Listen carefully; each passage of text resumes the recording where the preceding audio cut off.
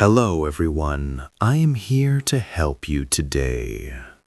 I know you use this video to fall asleep, so before that, like the video and subscribe to the channel. Also, where are you from and what time are you watching? Now get comfortable and relax. The longer I thought about it, however, it struck me as odd that he hadn't called me. The first day he received no answer at the door. He should have called me. My confusion would grow into full-blown suspicion once I discovered two important things. The pathologist determined Miss Annie had died sometime before noon on Monday, and perhaps the more scary of the two, Mark was still unreachable. The results came in that Friday morning, and the cops had been to his home twice and called him every day since I mentioned him to them on Wednesday afternoon. I expected to see him that evening to get his pay, but he never showed. This all but cemented his guilt in my mind. I told the police as much, and over the following weeks they would come to agree with me. Other than having his fingerprints and blood at the scene, everything pointed to him. All they had to do was get him in a room alone, and hopefully he would confess, but just locating him to do this would be a 5-year struggle. Countless tips were sent in, but none would pan out. Finally, on a rainy and cold morning in January of 2006, an arrest would take place across the country in Arizona that would put the search to an end. The Tucson police would be led on a high-speed chase after attempting to pull a man over for expired plates. At the end of the chase, Marco Javier Robles would be apprehended, and our search would finally be over. Marco was quickly extradited back east, and the trial was soon to begin. What we feared would be a long and drawn-out affair ended within the week. The district attorney had offered him a very generous plea, and after a strong recommendation from his attorney, he agreed. He'll have to do at least 25 years, but after that, it's up to the parole board. If I have any sway in the matter, I'll do my best to see that he dies in there. We were left with only one question. Some would say the most important one, perhaps. Why? As a stipulation to his plea, Mark was required to tell why he committed the crime, and in full. According to him, Miss Annie had become very demanding, and he felt he wasn't being paid enough to put up with it. He had been planning on hitting me up for more money once summer came along. However, when he found out she had told me that he was unhappy with his pay, in his eyes, his chance for a raise was ruined. That Monday morning, he was angry about this and confronted Miss Annie about what she had said, and a fight broke out. He claimed she grabbed a poker from the fire set and hit him. In self-defense, he struck her with his hammer, but only did so once. His intent was never to end her life, only to make her stop. Unfortunately, it did just that and more, and my family will never be the same because of it. A less rational man than myself would probably put some, if not all, the blame onto myself for hiring the guy. I, however, am not that man. No one else but Mark is responsible for Miss Annie's death. Any other conclusion would be foolish and a desecration to her memory.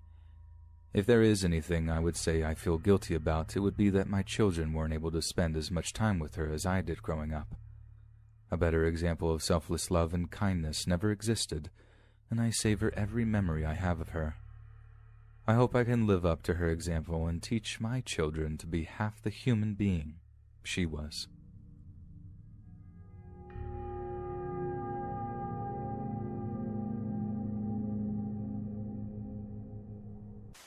I'm originally from Arizona, but I grew up in Nebraska, in a small town about an hour south of the South Dakota border. My life leading up to my living in Nebraska was riddled with abuse and a lot of childhood trauma. My biological father was abusive, and my mother was absent for part of my childhood. I am also bipolar and take daily medication to make my quality of life better because of what happened to me as a child. I currently reside in Oklahoma. To start, I never really experienced anything paranormal growing up. That is until my mom's boyfriend, whom she is still with to this day, came into our lives. He was a good man and ran a small hardware store at which my mom also worked. Before meeting him, She was married to an awful man that did terrible things to me, many of which I still go to therapy for to this day. After the divorce, we spent a lot more time at her boyfriend's house. The house was built in the early 1900s, and it was absolutely huge and beautiful. She never told us at first that it used to be an old mortuary. Her boyfriend's father, who moonlighted as a mortician, ran the hardware store in town, which was passed down to his son upon his death. Even after telling my brother and I, my brother being 12 and I 15 at the time, that the house was an old mortuary, it never really bothered us. We spent our summers there swimming and playing PlayStation 3, and genuinely having a good time. Quite honestly, the best summers of my teen years. I enjoyed it. The home was warm and inviting. That is, until you got to the basement. The steps leading down to the basement were steep, about 10 of them before you reached the bottom. The basement had flooded many times before, so there was no carpet, just cold cement. Immediately to the right was a refrigerator, the washer and dryer, and the cubicle shower, which was flush against the wall and was positioned so it was directly behind you when you came down the stairs. If you walked forward, there were 2 couches positioned in an L shape to the right. The longest one pushed against the west wall. To the left were 2 brick pillars that acted as support beams for the house, spaced 5 feet apart with a dirty old blanket hanging between them as a shield. Behind the blanket was a vertical rectangle of a room. One half was a wooden workbench of old tools and trinkets, a random toilet that actually worked, and in the far left corner of the rectangle was a small pile of remnants from when the house was an acting mortuary. There was a bathtub, no longer operational, piles of wood shelving, and a small metal table on wheels. I always felt anxious going into the basement. I never could figure out why, but the atmosphere down there made me feel uneasy. I would sometimes come down to the basement to get a soda from the refrigerator, and I always had the feeling of static across my back, my neck, and my shoulders. It would make my hair stand on end, and I never walked up the stairs like normal people do. I walked backwards, because there was always the feeling of someone right behind you, making your fight or flight response kick in. It was definitely not my favorite place to be. My first encounter happened when I saw a shadow dart across the wall as I came down to get a soda. I knew the shadow wasn't my own, and I even tried to duplicate it, but I couldn't. The shadow passed along the ground level window almost 8 feet up. There's no way it was mine. I left quickly and slammed the door shut behind me, but the main incident that cemented my belief in the paranormal happened when I was 15. I had just gotten back from swimming all day, and I was sunburned and looking forward to rinsing off. But of course, the only shower in the house was, you guessed it, in the basement. I grabbed some clothes and headed down to get it over with. I didn't want to be down there longer than I had to. I grabbed a towel from the wire rack above the washer and dryer, turned on the water, got undressed, and hopped in. The glass in the little shower was tempered, meaning you could see blobs of shapes and colors, but no real definition. I was rinsing off and proceeded to close my eyes and put my head under the stream of water. I moved out of the way, wiped my eyes, and opened them. I froze. Through the glass, I could see someone standing there to the left. My mom was upstairs taking a nap, and my brother was on the second floor playing PlayStation. There would be no reason for either of them to be down there, especially standing still looking at me. I stared at the shape through the glass. That feeling of unease came over me again, but stronger this time. I stood there for a moment, gathering up the courage to open the door. Slowly, I pushed it open, never taking my eyes off of the figure. But when I opened the door, there was nothing. No one was there. I looked around, surveying the area, and when I was satisfied that I was alone, I closed the door and the figure was gone. I hurriedly finished my shower, threw on a towel, and started to back up the stairs. Every step I took, I could feel the sense of unease growing, like an unseen mass filling the room. This happened many more times over the next few years, but I continued to see the shadow.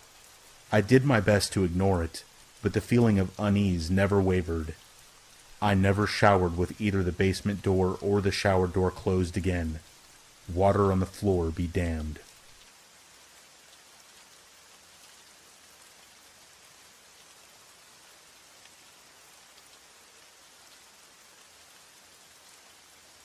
When I was little, like 6 or 7, I had dreams that I would wake up late at night and see my mom smiling and standing in the darkness of my bedroom, watching me sleep. I would call out to her, but she couldn't hear me. She would just smile and look at me. This was a recurring dream for years, and it was beyond terrifying. When I was about 11, my parents separated, and I went to live with my dad. Although I had told my friends about these dreams, for some reason, I never talked about it with my dad, until this one random night that we were eating dinner. I asked my dad what he thought the dreams meant. He stopped eating and sat there for a minute, and then finally said, "You weren't dreaming, buddy. Your mom has had mental problems her entire life. She loves you very much, but you weren't dreaming. She would go into your room and watch you sleep sometimes."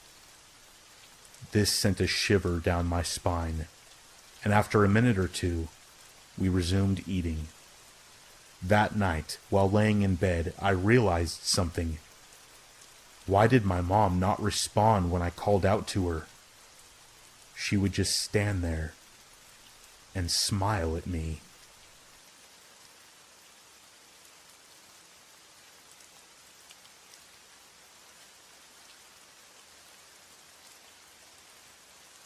The time this story happened was only a year ago, me being 15 and living with, at the time, just my mom and my 10-year-old brother. My dad was staying somewhere else for the time being.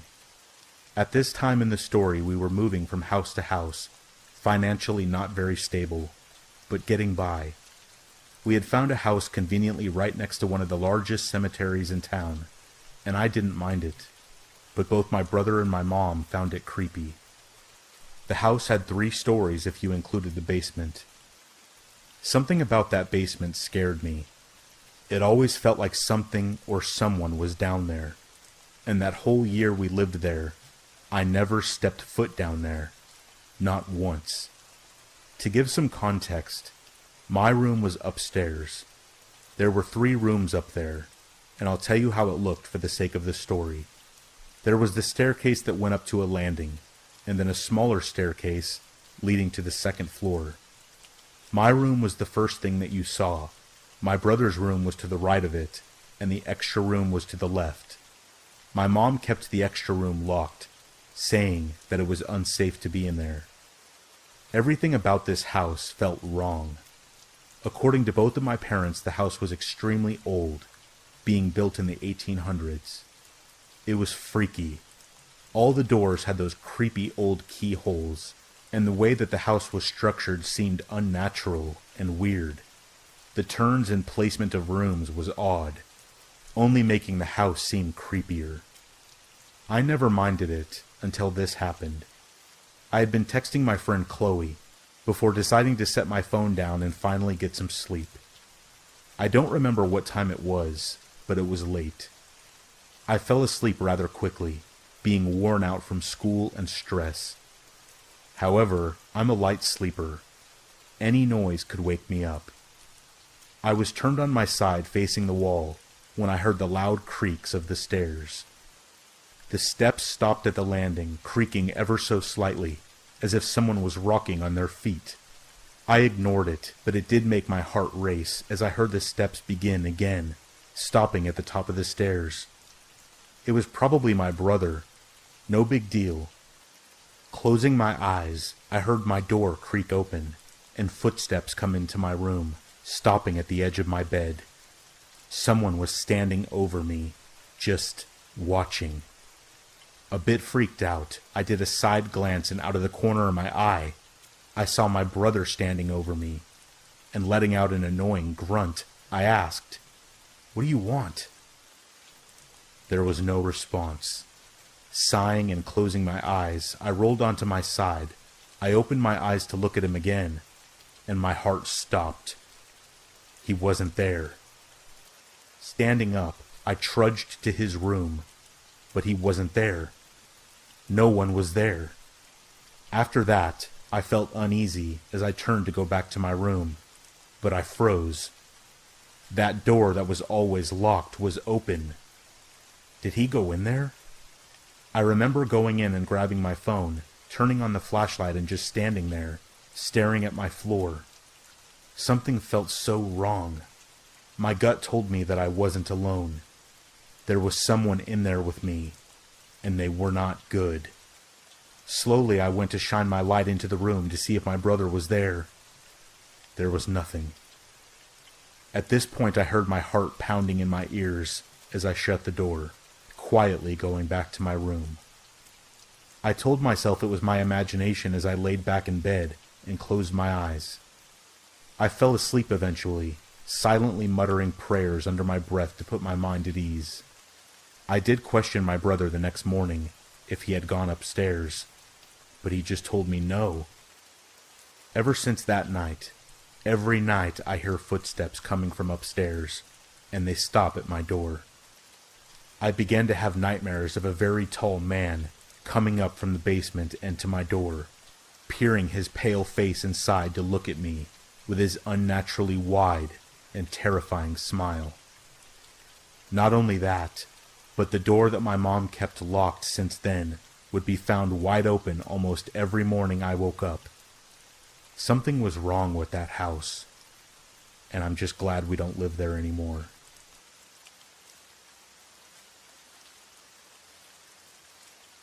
When I was 14, I was sent to a mental institution. Here's why. I don't have any friends, and I kept to myself. I loved to look at pictures of dead people, and to be honest, I still do. My parents struggled with trying to make me act normal, and I have no explanation for you or for them. I didn't like other kids. I didn't like anyone, not even my parents. The only person that I did like was my little brother Harold, who was just like me. He was quiet, and he didn't have any friends either. We would play outside and hang out all the time, and everything was great. Until this one night. Harold and I got into an argument, and he told me that he wished he could kill our parents. I wasn't close with our parents, and like I said before, I didn't even like them. But I never felt like hurting them. Harold told me that not only did he want to hurt them, he wanted to cut them open with the pocket knife in the garage. He wanted to take the knife and slit them open. This made me cry. I ran to my parents' room, probably like 2 o'clock in the morning, screaming and crying. Harold followed me and was screaming that I was lying over and over. I screamed and told my parents what Harold said and what he wanted to do. My mom started crying uncontrollably, and my dad started breathing really heavy. Obviously, what I told them was scaring them, and Harold was crying too at this point. The next day, my dad took me to the mental institution. For the longest time, I was in that hospital, angry, not understanding why I had to live there and Harold didn't. It wasn't until 7 years later that I learned why. My dad came to visit me one day, and when I asked about Harold, as I always did, he finally said it. Harold didn't exist. I ran into their room that night, screaming and arguing with myself about how I wanted to kill them, but I didn't want to.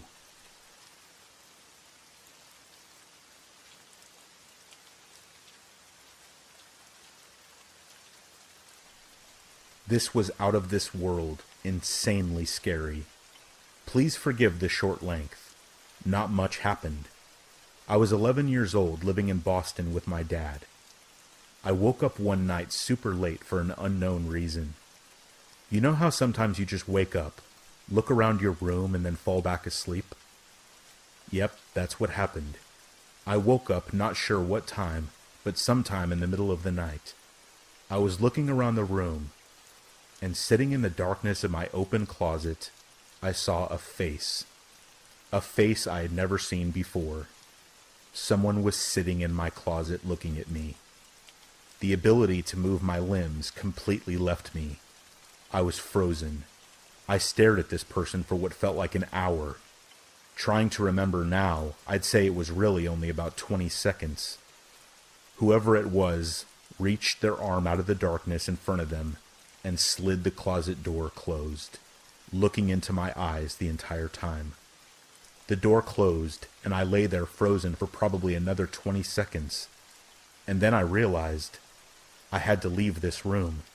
Obviously, there was no way I was going to go back to sleep. I got up as silently as I could and walked out of my bedroom, which the door was cracked open. I ran to my dad's room and went inside. I woke him up, and naturally he was shocked when I told him that someone was in my closet. He told me to stay in his room, and he went to check. The thought of something happening to my dad scared the hell out of me, so I was crying, waiting for him to come back. After a minute or two, he finally came back and told me that no one was there. Cliché ending, I know. I will say this, I do not care if people believe me or not. It really happened. I was not dreaming. When I left my room, whoever it was in the closet left as well. The front door, the back door, and most of our windows were all unlocked. Stupid, I know, but we were ignorant. This happened 6 years ago, and when I try to remember the face, I can't visualize the details, except one thing. One thing I have always been sure of. It was a man, and he was missing teeth. How do I know? Because he was smiling at me the whole time. This incident took place around 6 months ago on an overnight trip into the Superstition Mountains, which are about an hour drive east of Phoenix. I'm not going to specify the exact trail because I've been doing this stuff long enough to realize what happens when you say too much. Whether it's a good trail, abandoned mine, ghosts, or whatever it might be, people come flocking, and usually with a lot of trash and loud music. This particular trail I was taking was an 8-mile loop through a canyon, a pretty simple overnight trip. I had planned to go with my friend, but at last minute he canceled, and he left me on my own. So with a packed bag and a car ready to go, I decided to go on my own. Not leaving the house on time and some trouble navigating rough forest roads, I didn't arrive to the trailhead until around 5:45, which for those of you who don't backpack, this is a very big no-no. I had about a 4-mile hike until I arrived at my planned camping spot, and it was getting dark fast. So I figured if I moved quick enough, I could get at least 2 to 3 miles in before I had to find a spot. This strategy left me hiking a very dark trail on my own with about 15 miles of dirt road between me and anyone else. Hiking in the dark by itself is scary, especially for where I was and being on my own. Eventually it got so dark that I could only see where my headlamp was pointing, and that's when I figured I needed to stop and get a camp set up. With only using the headlamp as my light source and trying to move fast, I ended up in a less than ideal spot, but there were some burnt pieces of wood and the remains of a fire circle, so it looked like people had been there before, but it didn't look recent. My first priority was to get a fire going. I scanned the area around me and was able to find some dry wood, and I got the fire going. I got my tarp set up and cracked an open can of chili mac I had brought for myself and was very much looking forward to eating. I was feeling good. My camp was set up and my food was on the fire. The feeling of uneasiness from the hike had almost gone away, but it was still there. The side effect of camping alone in a remote area. To fully understand what happened, I have to explain to you how my camp was set up. The site I had picked was a small clearing surrounded by large pine trees, with the trail about 30 feet to my left. When you're in the woods and have a fire going, the fire casts a circle of light around it, and everything in the edge of that circle and past it are pitch black. I was sitting on the ground near my fire eating my dinner when a small rock, about the size of a marble, was thrown into my camp. I looked in shock as I was positive that I was the only person on this trail that night. I immediately turned my light on and towards the area where I had seen the rock come from, but due to the density of the pines and the brush, I could only see about 10 feet. I spent the next 15 minutes in disbelief as I scanned in the tree line that surrounded me, searching for whoever had thrown the rock, not daring to stray too far from my fire, that in hindsight offered me a false sense of security. After sitting back down and spending the rest of my time on high alert, I was able to convince myself that I had somehow kicked the rock, or it had fallen from a tree or something. I went to sleep that night not expecting the pure terror that was about to unfold. I awoke to the sound of rustling leaves, barely inaudible if you weren't listening for them, but they were there. Still in a sleepy daze, I listened, as the rustling of leaves got harder to hear, as I assumed they were moving away from me. I went to grab my handheld flashlight that I had left next to me when I had fallen asleep, but the more I looked, the more scared I got as I came to realize that it was no longer there. I stood up in my sleeping bag and ducked out of my tarp and looked around. I was able to see a light off in the woods. It couldn't have been more than 15 feet away. It was my flashlight, laying on the ground in a pile of leaves. This is one of those few moments in my life where I've almost crapped my pants. The flashlight that I had left sitting right next to me when I had fallen asleep a few hours ago was now 15 feet away, in the tree line of the woods. I hurriedly slipped my boots on, clutching my knife in my other hand and keeping my head on a swivel. I weighed my options: stay here and wait out the night, or attempt the 3-mile hike back to the car in the dark. I figured that whoever was out there with me was definitely going to have a better advantage if I was out on the trail without a light. So I decided to stay at the camp and wait out the night. Eventually, whoever it was came back. I could hear them walking around the woods. It was far off, but I could hear them. It sounded like someone leisurely walking by, like they were on a stroll, without a care in the world. Sometimes they would walk so far away, and I would lose the sound of their steps. But then, an hour later, maybe 2, they would return, still faint. This went on for 3 or 4 hours until I listened to the steps get closer and closer, until they were about 7 feet away from me. At this point, the fire had gotten very small, as I had run out of wood in my pile. The footsteps stopped, and everything went totally silent. I sat there still, for 2 hours, clutching a knife in my hand, and prayed that I wouldn't hear anything else.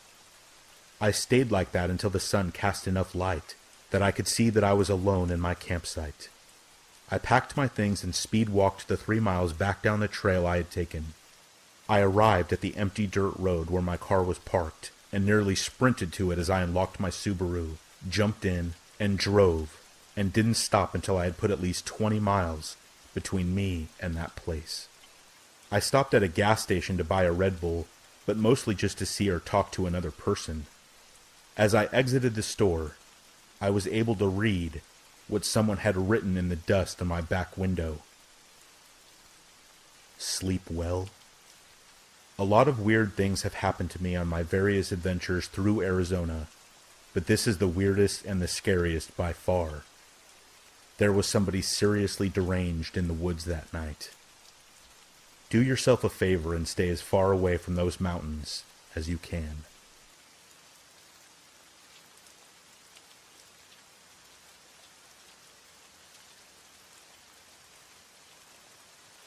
I've heard a lot of stories here, in which individuals have discussed some of the most scary and horrible things that have happened to them in their lives. A lot of them have sounded like they were very traumatic at the time in which they occurred, but a small amount wasn't even half as bad as the person thought it was. I'm sorry, but if you have to get therapy for the rest of your life because your boyfriend slapped you, you have much bigger problems than your choice of men. I don't want to be mean, but many people make things into being far bigger than they really are. Half of the things I've heard recently have been the textbook definition of first world problems. If you want to hear a recounting of a real horrible event in which I was involved, pay close attention. At 16, I was emancipated from my parents because of repeated abuse suffered by me and my sister. While my sister, who was only 12 at the time, was sent to live with our aunt, I moved into an apartment with my boyfriend. Despite it being terribly hard to find a job at that age to pay my bills, I did it, and I don't mean by selling myself like many of the runaways and the street girls I had met. Even though it meant we didn't get to see much of each other, my boyfriend's job at his family's company allowed us to live a stable and happy life. A life far better than I'd ever known growing up. My 17th birthday was the first year I'd ever received an actual present that wasn't purchased at a dollar store or shoplifted from Goodwill. My only regret at the time was that I couldn't bring my sister along with me, but the judge felt I was too young to handle such a large responsibility. I've been raising her for as long as I could remember, but he didn't want to hear it. August 14th of 2005 was my sister's 13th birthday, and I wanted to buy her something really special. A few days before her party, Brendan, my boyfriend, and I had a rare day off together, and he volunteered to drive me to the mall to get her a gift. Since he was the one doing the driving, we had to take his beloved BMW M3 that his dad had bought him for his 16th birthday. There were many times I truly believed that he loved that car more than me, but the pettiness of thinking that made me ashamed. He dreamed his whole life of owning one of those cars and had been working any job he could get since he was 12 to save money for one. He'd no doubt earned it, but this fact was sometimes lost on me. Any of you ladies out there who has a man that seems to love his car more than life itself will hopefully understand the petty jealousy I often felt towards his. It wasn't out of the ordinary to have guys approach him and tell him how cool the car was. I think he liked the attention the car got, and it got him. The second we parked, I could tell the two men were lusting over the M3. It became very obvious quickly that I wasn't what they were eyeballing. I continued to watch their focus, and it never broke from that car for a second. Unfortunately, the two stores I checked didn't have what I needed. Brendan and I stopped to have a slice and then headed back to the car. As soon as we exited the mall, we saw the two guys I'd noticed earlier standing around the car like they were waiting for us to return. The time was approaching 9 p.m. and it was already getting dark. The parking lot was almost completely empty. As we got closer to the guys, I started to get a weird vibe from the two. Their body language was tense and unnatural, and as they spoke to each other, they would laugh in an obviously uncomfortable manner, almost like they were attempting to soothe their nerves. I assumed this was because they were a little younger than Brendan and nervous about talking to him. When I got to the car, I went around to the passenger door to get in like normally. Brendan said hi to them and asked if he could help, in a friendly manner. The taller of the two asked him if the car was for sale. Neither of the guys came off as aggressive in any way at this point, and Brendan was never anything other than respectful to them. He didn't have to think about the offer. His answer was a brief, matter-of-fact no. Thinking it ended right there, he began to turn his back and get in the car, but apparently that wasn't good enough for the guy, and he must have felt Brendan should rethink the offer. He grabbed Brendan as he turned. "Hey, don't turn your back on me. I wasn't finished talking to you. The rich boy thinks he's too good to talk to us." When he said the last part, he was facing his friend. Being no stranger to people with aggressive attitudes, a sick feeling grew in my stomach. Brendan did his best to defuse the situation, but it quickly became clear that the dude wanted a confrontation. Once more, this time around in a far more aggressive manner, he asked Brendan if he wanted to sell the car, and once again, he did his best to decline the offer in a friendly way. Then the guy changed tactics and demanded that Brendan give him the car. When he said this, I started to feel very scared. This idea must have struck him as insane because when Brendan heard it, he began laughing uncontrollably in the guy's face. His expression showed just how angry Brendan's reaction made him. This was when he pulled the gun and stuck it in Brendan's face. My body began shaking the second I saw it. Now it seemed we were getting to the actual goal of this exchange. We were going to be robbed. I glanced over at the other a-hole standing at the back of the car. His rotten teeth-filled smile made the bile rise up from my stomach and into my mouth. Just the taste almost caused me to vomit, but I managed to stifle it back. His buddy with the gun told Brendan, through gritted teeth, to laugh in his face again. Wisely he didn't.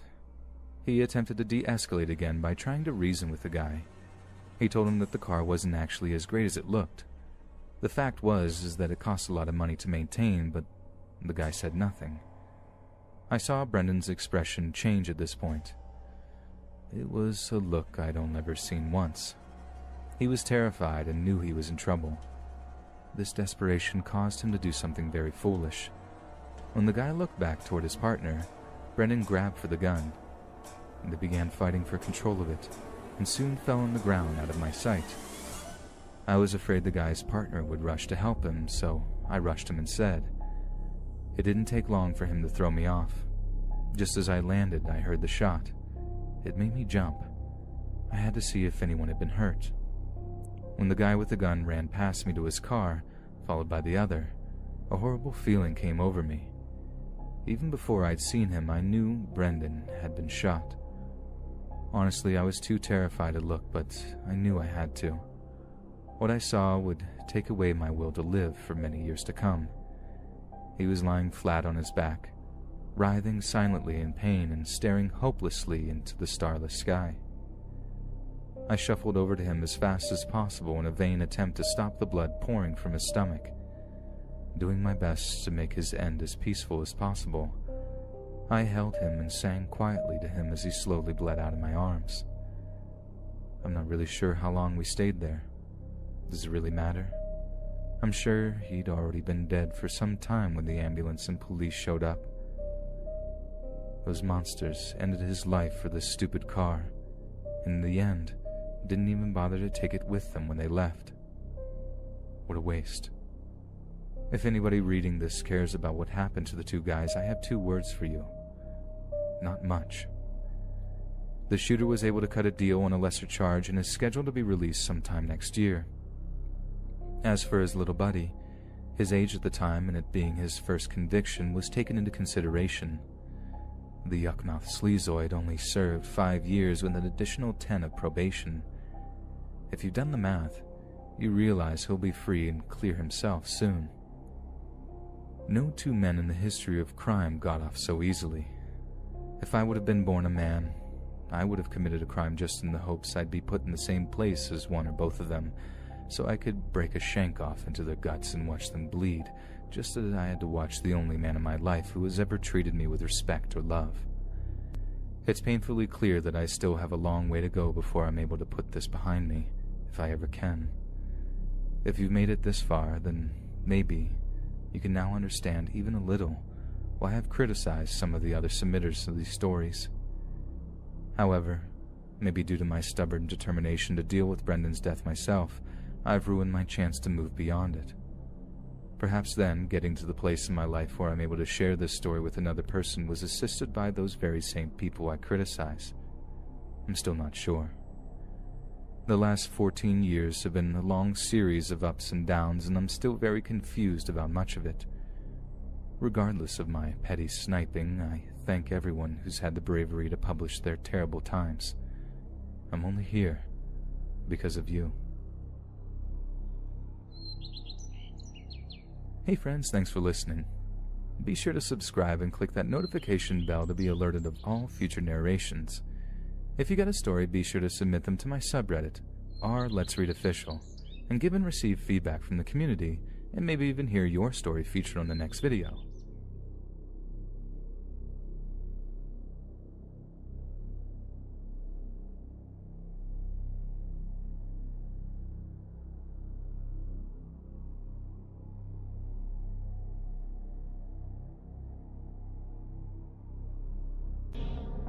My friend and I both planned on watching our high school basketball team playing a really big tournament game. He lived literally less than a mile from the arena where the tournament was being held. We both agreed that 5 o'clock was a good time to go walk over there together, as we both didn't have a car. And that was a good time to get good seats, as the arena would be packed around 6:30. Around 4 o'clock that day, I was at the shopping center that is about 2 blocks away from his house. 4:35 rolled around, and I started to leave the shopping center and walk my way over to Shane's house. On the way there, I had the sudden urge to piss, and I didn't know how much longer I could hold it. It felt like an eternity, but I arrived at his street at 4:45, and I felt like my bladder was about to explode. As I got there, I realized how spaced out the houses are from one another, so finding a private place to urinate seemed impossible. However, I finally found a very large bush in front of a house that was for rent around half a mile down from Shane's house, and I looked around for anyone that would be standing around. Nobody was there. Relieved, I began to use the bathroom. I hear someone from a short distance walking. Embarrassed, I quickly zipped my pants up and looked back. It was an older man, probably around mid-50s to early 60s, about 5'8" and 150 pounds, wearing an outdated style pair of overalls and a red baseball cap. He was staring at me intensely, as if he were mad at me for some reason, while walking in my direction. I began to walk in the direction of Shane's house, which was the direction that the man was coming from, and I was passing him. I realized that he had 2 little boys with him, both around the ages of 10 to 12, along with a dog that was attached to a leash. I didn't think much of them until I heard a door swing open aggressively and someone yelling, "Hey, come back here." I looked back and saw that the man was armed with a rifle. He started running toward me, and I instantly started running faster than I thought humanly possible. He was about 2 car lengths behind me, and I could see Shane's house coming up. I looked back and saw my life flash before my eyes when I saw him starting to point the rifle at me and fire a shot that barely missed my left side. I yanked Shane's door open and slammed it shut, locking it in the process. Shane came running from his room, asking if I was okay and what happened. I told him everything while out of breath from running so much, and he was freaking out. Shane ended up reporting the incident, and when the police came back, they found no one. The man was gone. It turns out the house was up for rent for the past 6 months at the time, and has been vacated since then. I gave them a description of the man again, and that was that. Surprisingly, Shane wanted to go to the basketball game anyway, but I didn't want to go anymore. However, I didn't want to just leave him there by himself, so I reluctantly went. Shane and I ended up needing to get a ride, as we both knew it wasn't safe to go outside and walk over there. It was getting a little late out there, and friends were waiting for us to show up at the arena. While we were there, I had a hard time enjoying the game, as I couldn't shake off the fact that I could have lost my life back there. And if it wasn't for Shane's front door being unlocked, I probably wouldn't be here. My name is Nicole, and I'm 16 years old. During my freshman year, I would walk to and from school. I didn't take the bus because I got bullied a lot, so I walked to help clear my mind and just relax. I took the same path every day, which was passing by some old buildings, a daycare, and an empty parking lot. I did that a lot for about 5 months. I was leaving my apartment and walking towards the back of the buildings, as it was faster, when I ran into this man. He looked to be in his late 20s, had a white shirt on, and was bald. He said hi and be careful. It was pretty random, but I blew him off. I kept walking for about 5 minutes, and I got to the old buildings, and a white truck pulled up next to me. I turned and I saw it was the same man. He asked me if I needed a ride, and I said no. He said, "Are you sure? I know you go to that school down the road and in the 10th grade. It won't be a bother." And my heart sank. I'd never seen this man in my life, and he knew what school I went to and what grade I was in. I declined again, and he drove off. I didn't tell my mom about the incident. I just kept walking to and from school. A week passed, and I saw him again by the old buildings. It was foggy and raining outside, and he pulled up next to me in the same white truck. He rolled down the window and asked, "Do you need a ride, sweetheart? You're going to get all wet." And I said no thanks, and continued to walk faster. He started to follow me and kept saying things like, "Come on, it's cold." and I know you don't want to walk out there. It's just a 2-minute drive, you'll be fine. I turned and told him to leave me alone, and that I had to get to school. I guess me raising my voice and saying what I had to say made him mad. He put the vehicle in park and opened the door. My heart sank and I froze. I couldn't run. I couldn't speak. I was in shock. He started walking toward me, and then an old man walked out of nowhere and said, "Hey Cassie, I didn't see you all day yesterday. You didn't show up for work and I was worried. Can you help me with something really quick?" It was the man from the store. I understood what he was doing. I turned and the man with the white truck ran back to his truck and took off. I started crying as the old man told me he had saw what happened and had to spring into action. I thanked him and called my friend to drop me off at school. Later on that day, I had forgotten about the incident until my teacher pulled me out of class.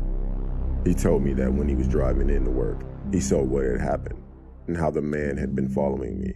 He took me to the front office and had to make a report and call my mom to inform her what happened. The police said they would look into it, but they never found the man. I would have given them the plate number, but at the moment, when it all happened, I hadn't thought of that. I'm a sophomore now, but I don't walk to school anymore after that. In fact, I don't really go outside of my apartment at all.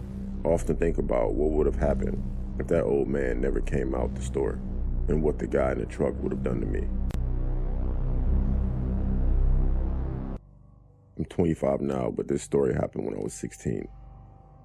I was camping with my dad and my twin sister at Cross Lake, Alberta. We will call my sister Mary and me Tilly. Mary and I are not identical. She is taller, blonde, has dark blue eyes, and tan skin. I'm shorter with icy green eyes, fit and not as tan.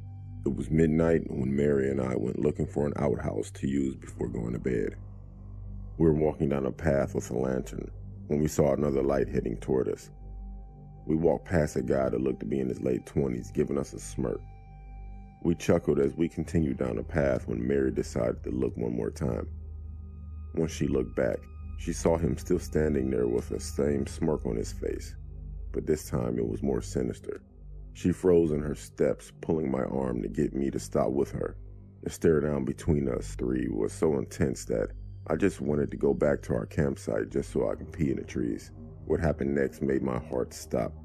The strange man slowly started walking toward us. He then turned off his lantern so we couldn't see him. This made Mary and I run as fast as we could. We can hear the man's footsteps getting closer as he was letting out crazy laughs. The path we were on split off in two different directions. Mary turned right with the lantern and I turned left with nothing but fear. The path ended up taking me near the beach of the lake. I kept running until I can see an outdoor change room where I ended up hiding.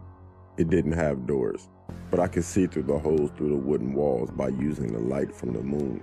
I sat there in silence for what felt like forever and was convinced that he must have stopped chasing me a while ago. I took one more glance through the hole in the wall when I heard the man's voice behind me say, "Don't be scared of me, Tilly. I just want to keep your eyes." I screamed and ran out of that room, but he caught me and threw me onto the floor.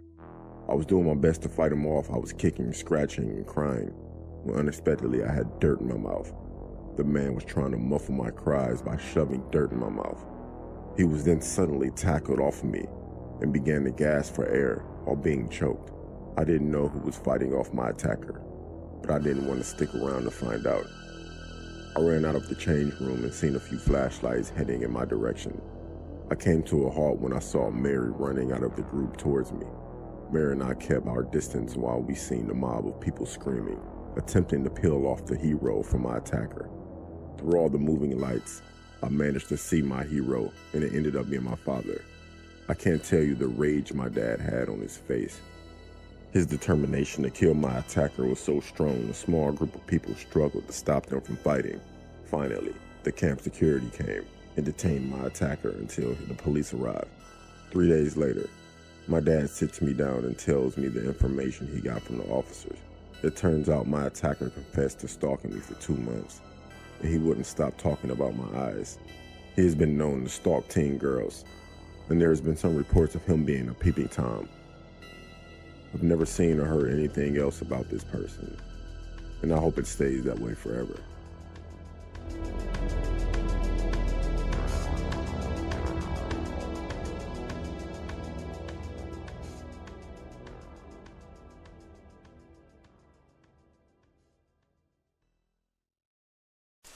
This happened in 1996.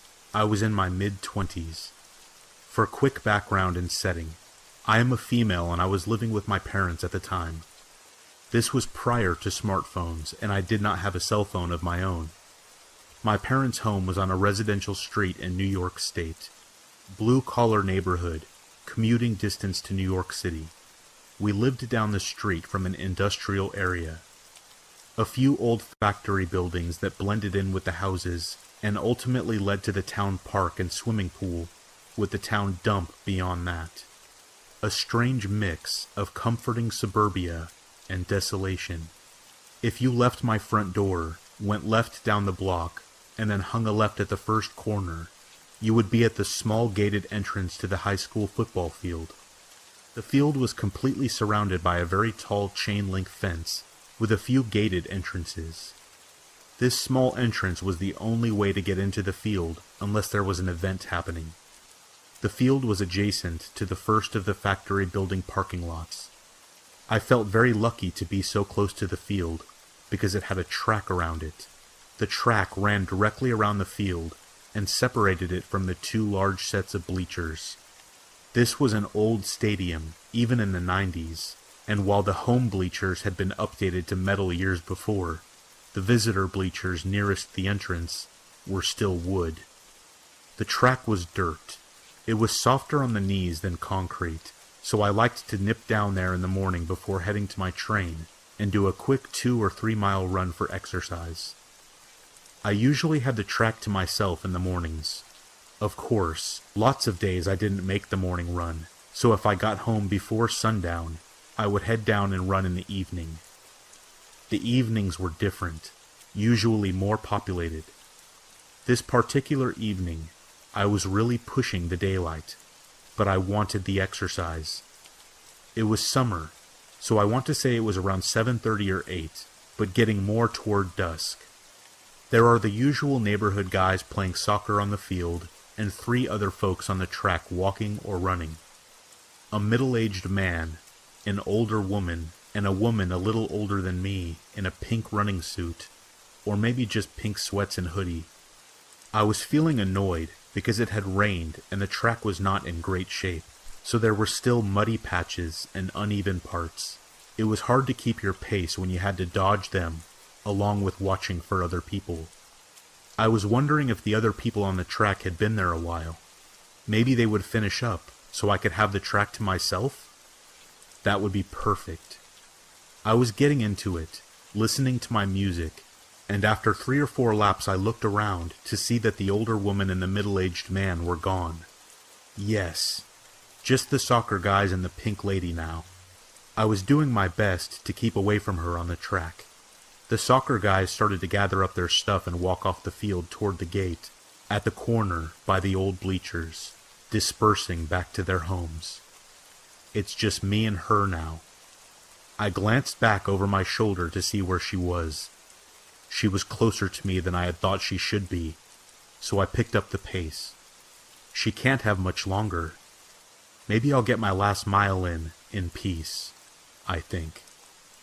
Then, I see she is gaining on me.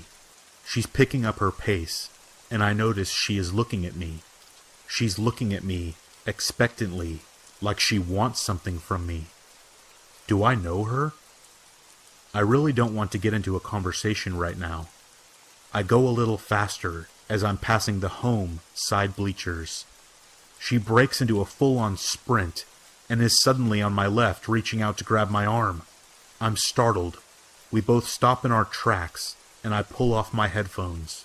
She leans in close and says low and slow, "I was going to leave earlier, but you were still here, and I didn't want to leave you alone."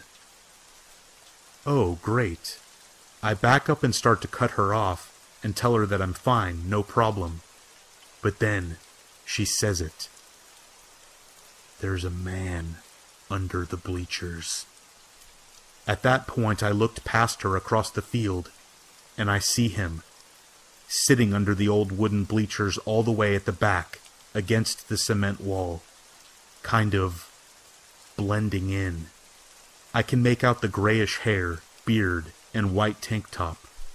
He's just sitting there on something. A bucket, maybe? Watching. I can't stay any later, she said quietly. I have to go. Be careful. She starts to walk away. Thanks, I said.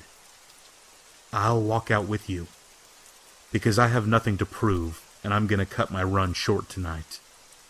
As we headed out of the gate, keeping an eye on the bleachers, she said something that stuck with me. She looked up at the tall fence around the narrow opening and said, "One way in, one way out." She got in her car, we waved, and I headed down the block to my house as she drove off. I told my mom about it, and we decided he may have just been a homeless man sheltering under there. I would still use the track while I lived there, but only if there were other people. I always looked under the bleachers. I never saw the man again, and I never saw the pink lady again either. I did see the soccer guys and the older woman and middle-aged man, and lots of other folks, but not her. When I think back on it, it still freaks me out that I ran past him several times that night and did not notice him. And I wouldn't have noticed him if it wasn't for that nice woman. She purposely stayed with me and made me painfully aware of how often I was running in what amounted to a cage with just one way in and one way out.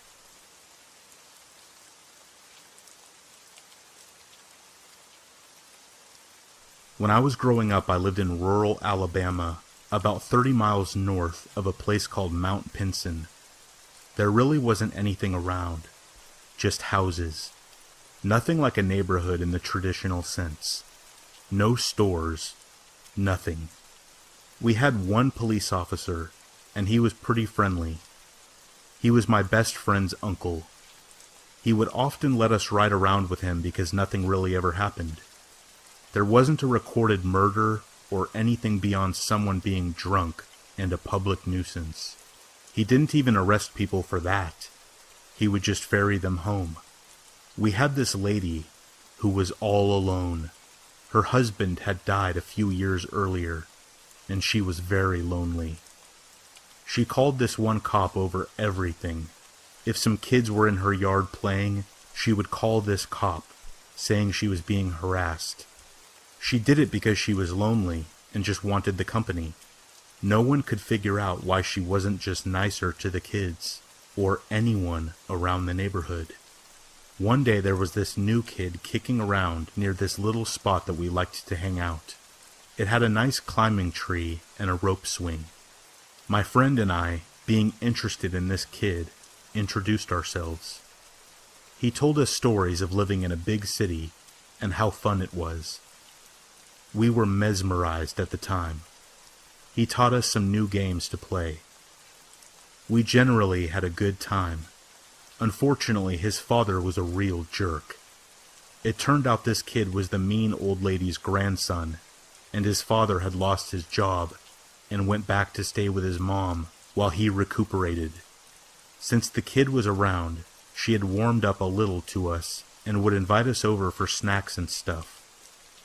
We obliged, being kids, because we were always down for some free treats.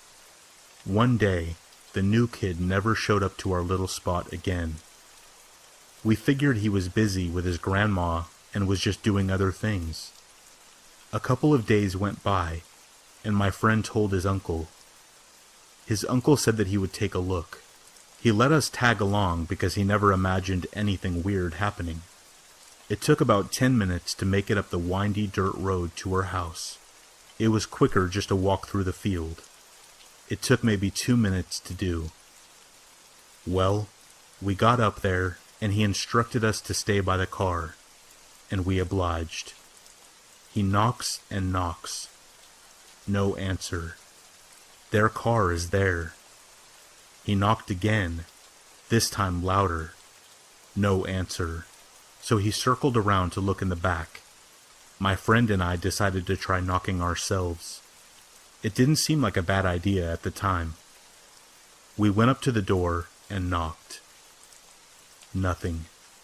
My friend grabbed the doorknob and turned it, and I asked him what he was doing, and he pushed the door open. We both almost threw up instantly. It was like the smell was a physical force and pushed up against us. It was so vile. You can't even imagine. My friend's uncle made his way around, and when he got to the porch, by the smell, he knew immediately what had happened. He instructed us to go to the car and wait. He went inside to look around, and then came bolting out of the house and threw up on the grass. He had tears in his eyes. Not like he was crying, but because he had just seen something that nobody is supposed to see. He went to his car to contact someone. My friend took off, and I went after him. He was intrigued, and so was I. I felt a little more bolder following him in. We tiptoed inside, and the first room was completely clean. Nothing to see. But then, we walked into the kitchen and saw that the kid was stuffed into the oven, burnt. He had clawed at the glass front of the door and actually scratched it. You could see his hands, his face. It looked like he was still alive, trying to get out. My friend and I just sat there, in complete shock, for what seemed like eternity. It was so surreal. My friend's uncle snapped us back to reality as he came running in the house and grabbed us, screaming, yelling, telling us never to disobey him again. He took us both outside, and we just sat there. The entire evening we didn't say a word to each other or anyone. My friend's uncle dropped me off later. I never saw my friend again. The uncle said that he couldn't handle it and went to live with some family members in the city. My family moved a year later. I've never been near that house again.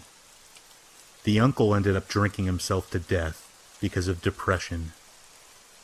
A farm that was near that house ended up having some sort of infestation, and they lost all of their crops. This weird circle of death seemed to expand around that house.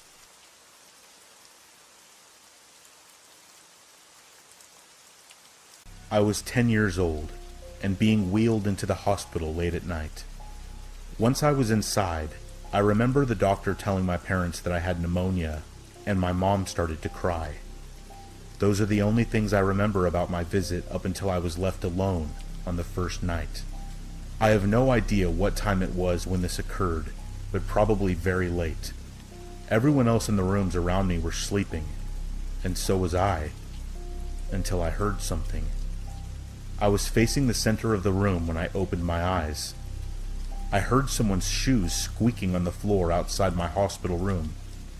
I turned over and saw a nurse walk by, but she had walked out of my vision, past my window before I could see her face. About 2 seconds passed, and then I saw her walk by again. This is when my heart stopped beating because of what exactly I saw. She was walking by at a very fast pace and was looking at me through the window in an exaggerated stare, meaning she was walking by, but her head turned completely to the right side as she did, not able to see in front of her as she walked, and just staring at me. Very quickly she was out of sight again, and then suddenly she started walking by again, in the opposite direction. She was walking back and forth in front of my window. This time her head turned completely to the left, again, staring into my eyes. She had brown hair that was messy, and she looked insane. On this pass, I noticed that her eyes were opened very wide. At this point I thought my heart would explode because of how it was beating and how scared I was. Nobody else was in sight. When she walked out of my vision, 2 seconds later, she was walking by again, every time her head turned to the side looking at me. I remember thinking, even at 10 years old, that something about her was very wrong. I didn't move a muscle and could do nothing except just watch this incredibly scary woman walk back and forth in front of my window. One of the times she walked by, she was smiling, a huge, sickening smile that made tears well up in my eyes. Every time she walked by, she could not see what was in front of her, because the only thing she wanted to see was me, in my bed, through my window. It seemed like several minutes had passed, until finally she did not walk by again. She simply walked by one last time, and then was gone. I sat there in my bed and peered out my window, expecting her to walk by again at any moment. But she didn't. I must have stared out my window for the better part of an hour before my eyes got so heavy that I fell asleep. The next morning I awoke with my dad sitting in my chair next to my bed, reading a book.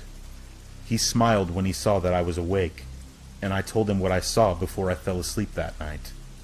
He didn't seem to be scared, or even very alarmed. He asked me if I was sure that it wasn't a dream. I was 100% sure then, and I am 100% sure now. The woman was real, and it happened. She was wearing the same thing as every other nurse that I saw. I was in that hospital for 3 days, and didn't see her again.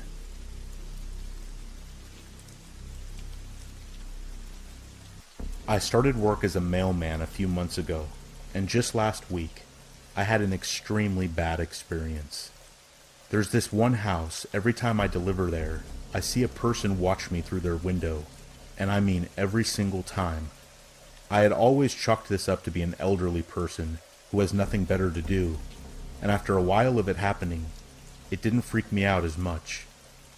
One day, though, I had to finish delivering mail on another carrier's route that had an emergency and had to stop early. When I was finished with theirs, I had to finish my own. As I made it to this one particular house where the person watched me every day, I saw that they were not there at the window. This made me happy, but also kind of made me nervous for some reason. I dropped the mail into their slot and continued on. I had 3 more houses before I had to return to my truck to grab all the mail for the next street. When I got back to the truck, I saw a weird-looking lady standing under the streetlight behind it. She looked like she was on drugs. She had stains all over her clothing. When she smiled at me, I noticed that she was missing teeth. She then said hello. I said it back and started gathering the mail for the next street. I couldn't see her as I did this, and I felt like she was walking up behind me. I turned around, and she was indeed closer than she was before. Standing in the street, I asked her if she needed something, and she said no. I then said back, "Okay, well, I'm going to continue on. Have a good day." With all the mail ready to go, I closed the back door, made sure it was all locked up, and started walking. I felt relieved to be walking away from this crazy-looking woman. I delivered to about 6 houses when I noticed the woman standing next to a truck in the shadows. She was following me. I'm sure that she thought that I couldn't see her there.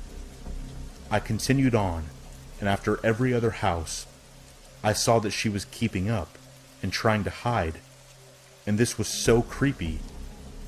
There was nobody else around, and I felt like she would attack me at any moment. I delivered the mail to another house, and sure enough, when I walked back to the sidewalk, I could see her standing in a shadow by a big tree across the street. I decided I could not continue my night like this, and walked over to her. She stiffened up when I approached her, and I said, "Why in the hell are you following me?" She didn't respond, and instead made my heart sink as she let out a noise only a crazy person would make. A noise like she was scared of me, but it sounded really odd. She then ran away. She was definitely on some kind of drugs, and the next day when I came to that house where I would always see somebody there watching me through the window, she was there, and I know that it was her. This happened to me about 15 years ago. I lived near the ocean, and I frequented a certain spot on the beach all the time. It was a lonely spot, and not many people ever really showed up there. This one Saturday afternoon, I was laying out in the sand in my spot, relaxing and tanning like I always did. It's not uncommon for me to fall asleep. I did sometimes if the sun wasn't too hot on my skin. This one particular day, I did. I woke up a while later to the sun now setting and realized I had slept for quite a while. I looked to my left and saw a woman sitting near me in the sand, but not on a towel. She was wearing jean shorts and a bathing suit top, and she had really pretty red hair. At first, I didn't really acknowledge her, but after glancing at her a few times, I noticed that she was just staring out into the ocean and didn't turn to look at me, or anything for that matter. I felt a bit of curiosity and said hello to her. She said hello right back without turning her head to look at me. Right after that, she sprung to her feet and walked away. I thought that was weird, but didn't think anything really of it. About 30 minutes later, I packed up my stuff and left. Nothing seemed out of the ordinary, and I had a great day relaxing at the beach like I always did. Once I was home, I started making myself dinner. I heard my phone ring and walked over to my purse on the counter and pulled it out. It was my mom, and we started talking about the usual things when I noticed a square folded piece of paper sticking out in my purse in the midst of our conversation. My mom continued talking, and I pulled it out and unfolded it, confused, because I was pretty sure I didn't put it there. I literally dropped the phone when I read what was written. It was a note, and it said, "I was going to rob you and stab you in the throat, but you just looked so peaceful." I picked up the phone and told my mom what happened, remembering that girl on the beach. We both nearly passed out.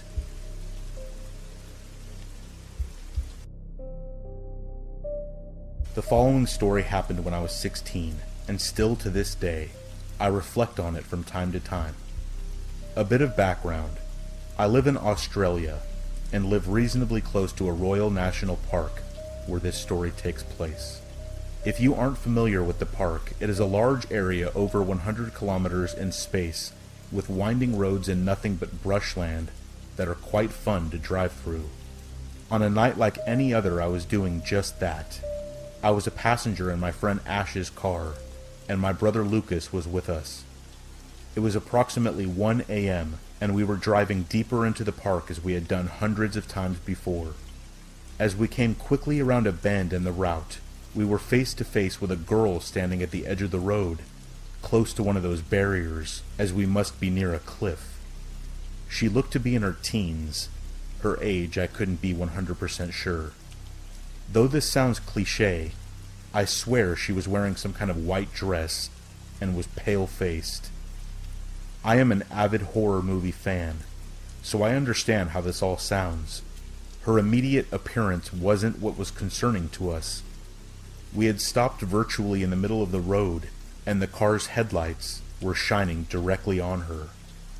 We became uneasy when the girl did not blink, flinch, or move a muscle, despite facing us directly.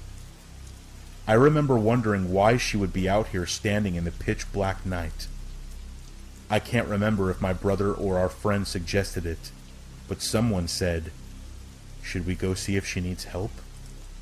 In that moment, so many questions were racing through my mind. I think I was the first to speak and said no, firmly.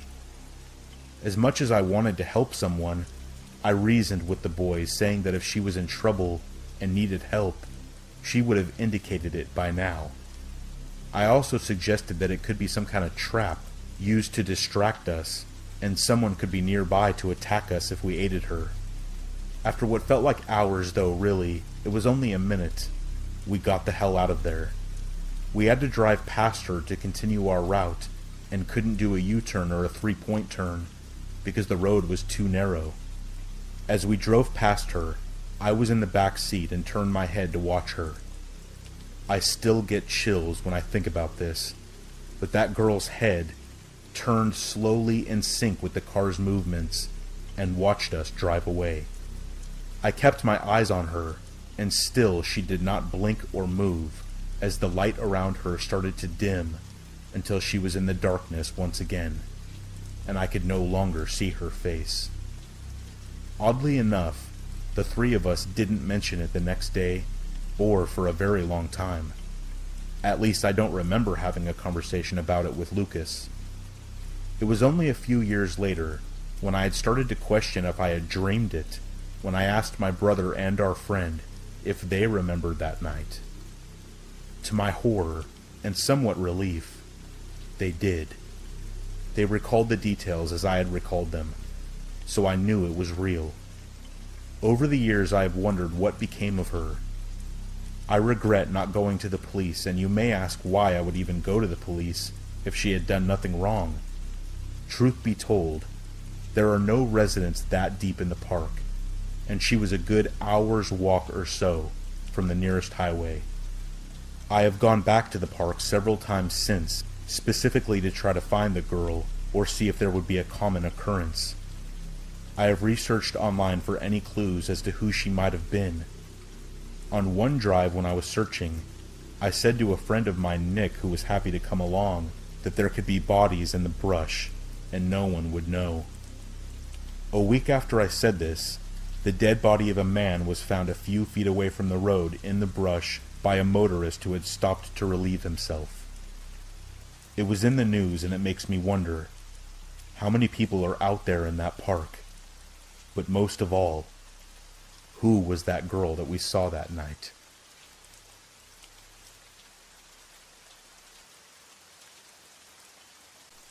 I'm 22 years old, and this happened about 2 years ago when I was still living at my grandparents' house.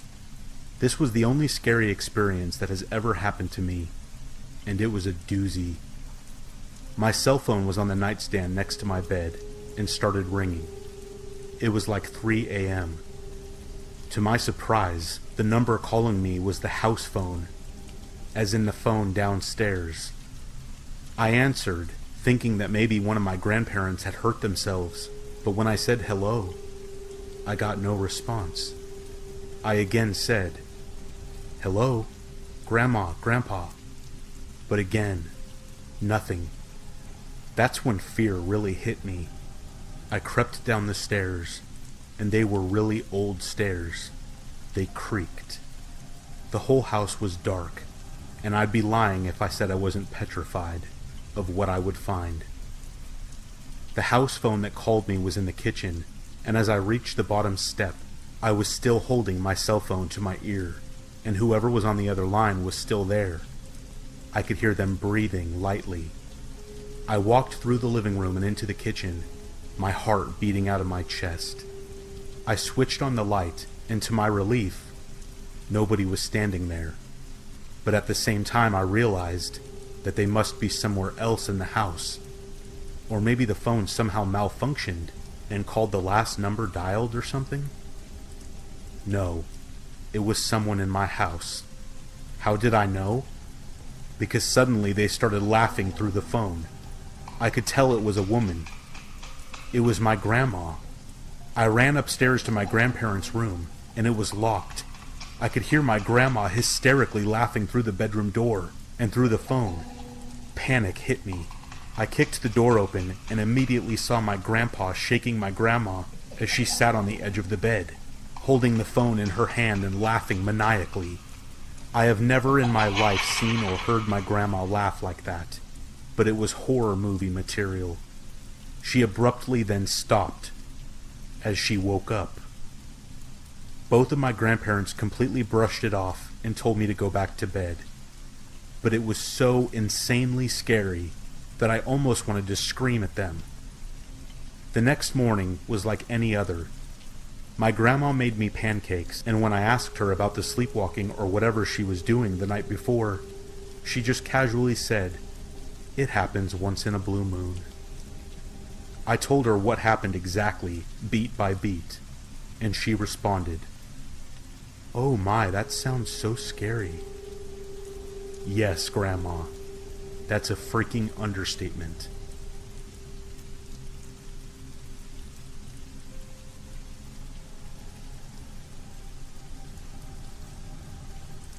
One time, I drove back to college after Christmas, but before the winter break was over, so I was the first of my roommates to get back to the house that we were renting. Our house was in a pretty isolated spot on the outskirts of a town in upstate New York. I pulled into the driveway behind the house, went to the trunk, and grabbed one of my bags, and then ran inside because I had to use the bathroom so badly. I had been on the road for over 5 hours. I was inside the house using the bathroom for maybe 5 minutes. Afterwards, I went back outside to get the rest of my stuff from the car, and there were footprints in the snow all around it. Now, as I said, I was alone in the middle of nowhere. The only set of footprints should have been mine, from where I had gotten out of the car on the driver's side, walked to the trunk, and then walked to the back door. Yet now, there was another set of footprints circling the car, and then leading into the woods at the back of the property. It appeared that the footprints had originally come from the woods as well. I had left my trunk open while I was inside, because I assumed I was alone, and nothing had been taken. But someone had seen me arrive. They came out of the woods, circled my car, and then returned to the woods. I grabbed the rest of my stuff, locked my car, ran into the house, and locked the doors. Last year, the day after 4th of July, I went to my favorite lake to go fishing. Occasionally, I would take friends, but more often than not, I went alone. Unless you're fishing in the dark, nothing creepy really ever happens, and you would never expect something creepy to happen either. I went to a very specific spot on the lake where I have always had good luck catching fish. The sun was out, and it was peaceful. Nobody else in sight. That's what I really love about this lake. It wasn't too popular like some others I have been to. I was listening to an Audible book when suddenly, without hearing him at all, a man floats by in a little rowboat. I looked over at him, and he is stereotypically creepy, smiling at me and didn't say a word. To break the awkward silence, I said, "Hey, I didn't see you there," and then let out a fake little laugh. The man said nothing and just floated by. I brushed it off as he was leaving my immediate vicinity, but was once again taken by surprise when he turned around about 20 yards away and began heading towards me again. He was rowing, so it was gradual, but man, I cannot tell you the creepy feeling that came over me. I thought for sure that he would say something this time, or do something, but he floated by and said nothing once again. I have a short temper, and I got a little pissed off and said, "Do you need something, bro?" He just smiled at me.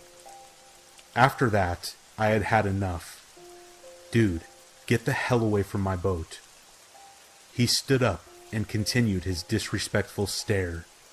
After just standing there looking at me like an idiotic psycho, he picked up the small anchor he had on his piece of crap little boat and tossed it behind him into the dark lake. I immediately stood up and started reeling in my line. A few seconds later, I put my pole down and started my motor. I looked at him one more time before I blasted away, and this guy was still smiling. I flipped him off and was gone in seconds. Well, that kind of ruined my mood, and I felt pissed off and creeped out, so I decided to call it a day. I have been to that lake 100 times since, and have never seen that guy again. And I better not either. I might just punch him in the face. I have no idea what his deal was, if he was annoyed that I was fishing in a spot that he liked, or if he was picking a fight. I have no idea. Thinking back on it, though, the whole thing was stupid, and honestly, creepy as hell. About 5 years ago, my mom started dating a guy she met on a dating site. That part is fine. I had recently started dating this woman who would later become my wife, and we had met online. My wife and I never really liked this guy.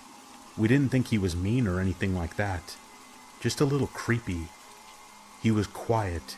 He kept his eyes closed a lot, and occasionally said odd things, like offering my wife a chocolate, and then popping one in his mouth, closing his eyes, and moaning as he let it melt in his mouth. One time my wife and I were visiting my mom, but she got called into work, so we waited at her house. Her boyfriend was over, but he spent the entire several hours just hanging out in her bedroom with the door closed. Just before Christmas, my mom and this guy started having difficulties. My wife and I were visiting her for the holidays, and she dropped all of her problems on us, and we listened carefully and told her our opinions and suggested that she would be better off without him. She already had her mind made up, though, and decided to break up with him on Christmas Eve. We spent the night at my mom's and got up early on Christmas morning to visit my dad at his house. We didn't plan to spend the night at my dad's, but we got snowed in, which was actually a nice Christmas surprise. The next day, we left as soon as we could get through the snow, and my wife suggested that we stop by my mom's house on the way so that we could see if she was okay. My wife just had a really bad feeling about my mom's now ex-boyfriend. My mom's car was in the driveway, but that doesn't mean much because she lives close enough to work that she often walks, and it hadn't snowed in her town. She also never locks her door, which drives me crazy, so we let ourselves in. That's when we see blood oozing out of the refrigerator's water dispenser. It had filled up the spill container and was leaking onto the floor and had made a puddle. My wife screamed, and I freaked out. I fully expected to see my mom's head in the freezer. I nervously opened the freezer to find a bag of frozen cherries that had been opened, crammed into the freezer so that it fell onto the ice dispenser and melted. I thought my mom was decapitated by her creepy ex-boyfriend.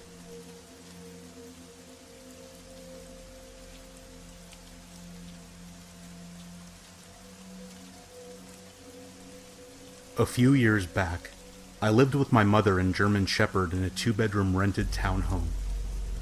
I got home from work one day and went about my daily routine. When it came time to eat dinner, I knocked on my mom's door to come and eat. I smelled cigarette smoke and heard her grunt a response, so I went back down and ate alone. Fast forward to about 2 a.m. I am awoken by someone holding my hand and gently shaking it. I immediately shoot straight up and look around. My dog, who is overly protective and sleeps with me every single night, isn't in bed. She isn't even in the room. She most definitely was on my bed when I went to sleep. I sleep with the bedroom door shut and locked. She is scratching at my closed and locked bedroom door from the hallway. Frantic, I bolt for the door, let her in, and she is searching the whole room. I'm now yelling for my mother. No answer. I force my dog to walk down the hallway with me. I still smell cigarette smoke. I bang on my mom's door. No answer. So I just open it, and she isn't even home. The bed is made, and her TV is off. My dog and I search the entire house, and nothing is out of place. All the doors and windows are still locked.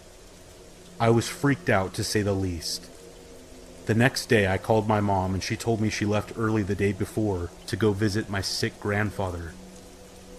Who was holding my hand that night? Your guess is as good as mine.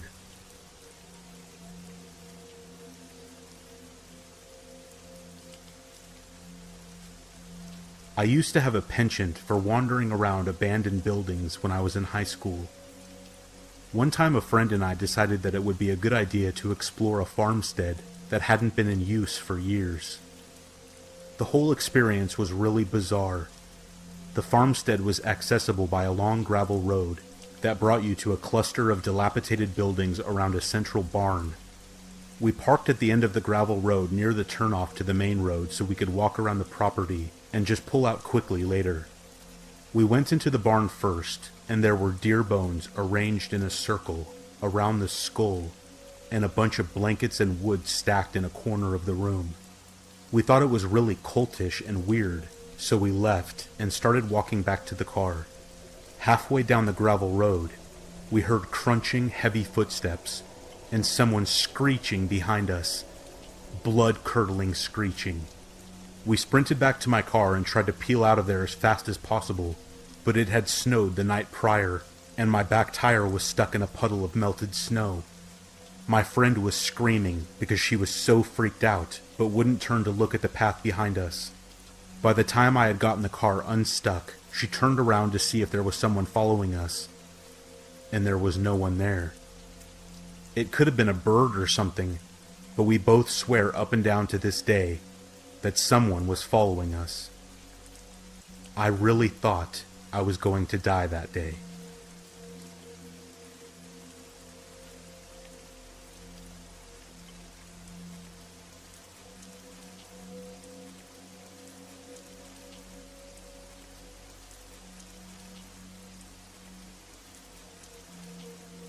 To provide context, I'm a registered nurse in a small to mid-sized rural emergency department. I've been doing this job for about 4 years, and one of the biggest problems we've had in my time here has been the prevalence of drug abuse and mental illness. I don't live in a tiny rinky-dink town, nor do I live in a huge metropolitan area, but imagine more of a middle ground city and otherwise a highly rural area of farmlands and aforementioned rinky-dink towns. Given the size of my city, we deal with a lot of substance abuse and subsequent mental illness. The majority of cases we see are meth-induced. This is the PSA of my story where I say, please, for the love of God, for your own sake and the people you love, do not do meth under any circumstances. It will absolutely and irreparably mess your life up in so many ways. One thing that many people don't realize is that hard drug use can lead to mental illness. A lot of the times, however, it's a chicken and egg scenario regarding whether the person had mental illness prior to the drug use or whether it was the cause. On this night, one of our local EMS crews was called for a person having a drug-induced psychosis. He was brought into our psychiatric holding area, being escorted by both the EMS crew and our local police officers. One glance at this guy and I could tell he was legitimately having a psychosis. He was in his mid-40s to mid-50s, had unkempt gray hair, unshaven, tattered and dirty clothes. Imagine a movie's portrayal of the crazy homeless man archetype, and he fit the profile well. In typical psychosis fashion, he was extremely paranoid and was verbally hostile towards staff in fear of what he was perceiving as a threat against his life. Everyone was patient with him, and we were trying to de-escalate him without having to physically restrain him for his and our safety. But it was becoming apparent that we wouldn't be able to simply calm him down verbally. I talked to the doctor and we agreed to give him a shot of an antipsychotic. I drew it up into a syringe and headed back to the psych area. I entered the room and there were still a lot of people in there with him. We had a couple of our ER staff, at least one of our hospital security, and at least 3 or 4 police officers just trying to keep this guy together. Admittedly, he was doing slightly better than when I had left him a few minutes ago. The shouting was at a minimum now, and it looked like all he needed was the shot to help him relax. I approached him with the syringe and told him I would be giving him a shot, and obviously, he became paranoid because, again, he was perceiving us as trying to harm him. After a little more calming him down, I prepared to give him the shot in his right shoulder. I lifted up his t-shirt sleeve, cleaned the site, and grabbed the muscle while he was talking to one of the police officers. I told him that I was going to stick him and gave him the customary 1, 2, 3 countdown as I stuck the needle into his shoulder. A quick explanation of my shot-giving technique is necessary before moving ahead. When I give a shot, I hold the syringe by the barrel like you would hold a dart before throwing it, between my thumb and index finger with the needle pointing towards the patient, obviously. After the needle is in, I make a split-second move where I rotate my hand so that the barrel of the syringe is between my index and middle fingers, much like you would hold a cigarette. From there, my thumb is free to push the plunger and administer the medication. Anyway, shortly after I stick the needle in this guy, he apparently forgot that I would be sticking him despite my warning not seconds before. He proceeded to freak out at the worst possible time. He turned to look at his arm, clearly alarmed by the syringe poking out of him. At this point, I was getting ready to switch my grip on the syringe from the dart grip to the cigarette grip, but his reaction to getting stuck caused him to pull away from me just as my grip was changing. He leaned to his left and the syringe stayed in his arm as he moved away. From there, he pulled the syringe and still attached needle from his arm with his left hand, raised it, and went after me with it as a weapon. The officers reacted by this point and start to go for the guy to stop him. I heard one of them shout needle, which I assume was the police way of calling out the weapon present in the room. As they're subduing him, his momentum continued towards me. Still shocked, I tried my best to get out of the way, but still felt an impact as something hit my left thigh. The syringe and needle fell to the floor, and I saw that the needle was bent. By now, almost everyone in the room was on the patient, who was now screaming at the top of his lungs as staff worked to restrain him to the bed. I reached for the needle and syringe simply to get it out of the way for everyone else and to make sure that everyone had everything they needed during the restraint. At this point, I began to realize exactly what had happened and that I had been attacked. Oh God, please don't tell me that needle hit me. I was terrified thinking of what diseases and nasty shit this guy potentially had that I was exposed to. While contemplating my future life with HIV and hepatitis, I stepped into the bathroom to inspect the damage to my leg. I was so relieved when I found my leg was unscathed. The only explanation I can think of is that somehow the needle hit the pack of gum that was in my left pocket at the time. Wrigley, if you ever need a spokesperson, please have your people get in contact with my people. After the situation had resolved, one of the police officers approached me and asked if I wanted to press charges against the guy. I initially said no because I felt sorry for the guy. He had psychiatric problems, he can't control what he's doing. As that shift progressed, however, my feelings began to change. Why should I protect this guy because he was methed out of his mind and attacked me? Why should I let this guy get away with giving me anxiety and making me feel uneasy for the rest of my career with psych patients? I later called the officer back and pressed charges against the patient. As of about 2 years ago, nothing has come of the charges because the patient wasn't in his right mind. Again, please, for everyone's sake, don't do meth. This next story is from the same person, so consider it a continuation.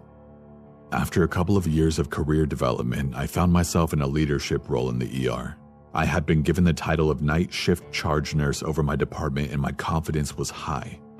I finally had the opportunity to show everyone my leadership skills and how well I could run the department. I truly thought I could make a difference. On this night, one of our ambulances got called for a car versus semi collision.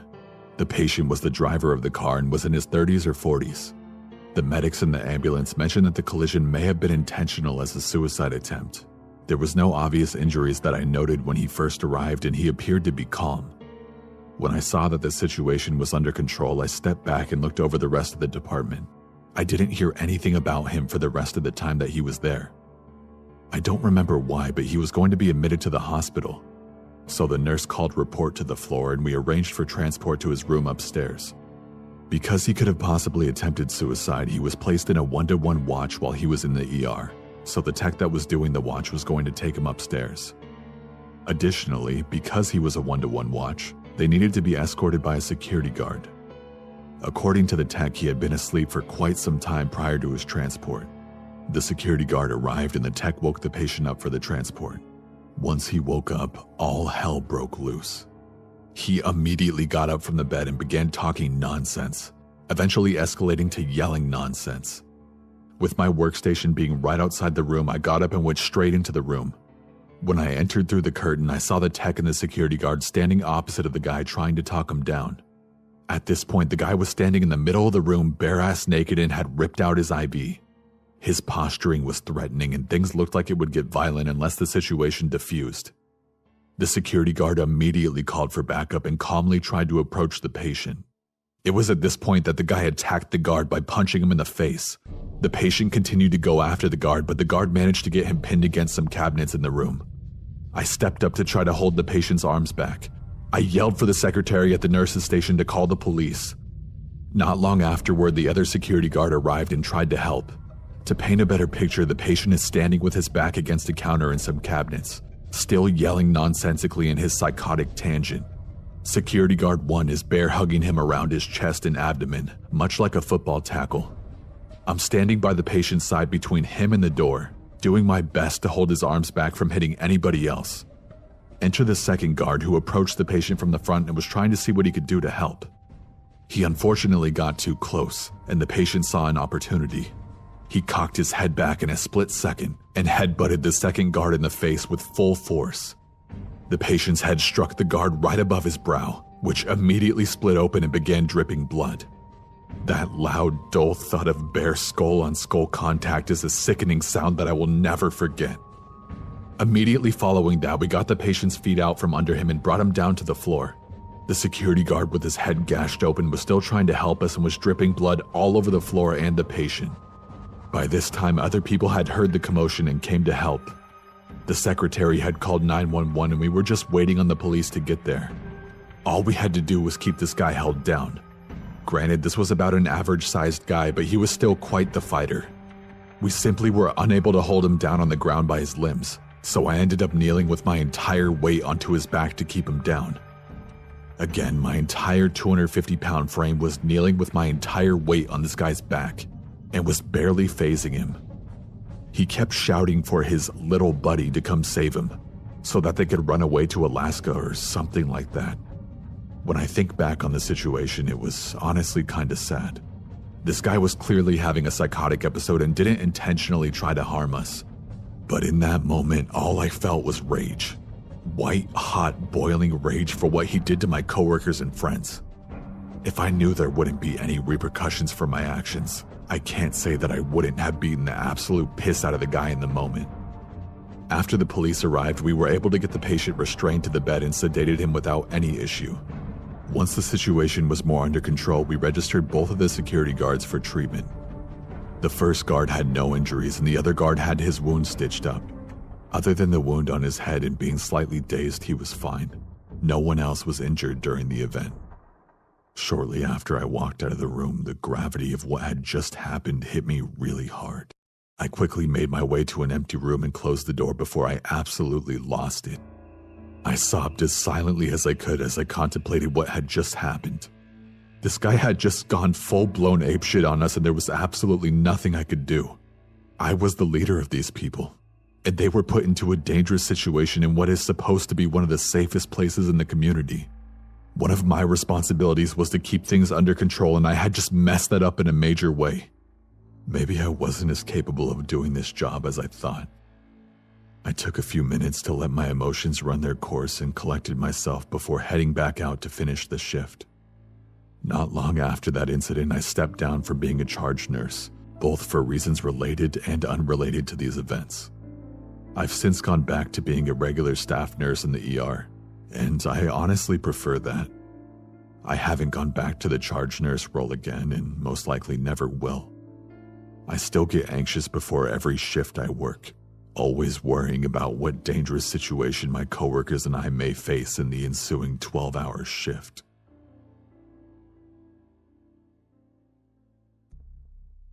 I'm a night shift nurse who has been working at a veterans hospital for the past 3 years. My unit is located at the basement of the hospital. I chose to do 12-hour night shifts because it was quiet and relaxing for the most part before the rush begins in the morning after we leave. Last night, I was sitting at the nurse's station at 12:30 a.m. catching up on The Walking Dead, and I had the urge to use the restroom.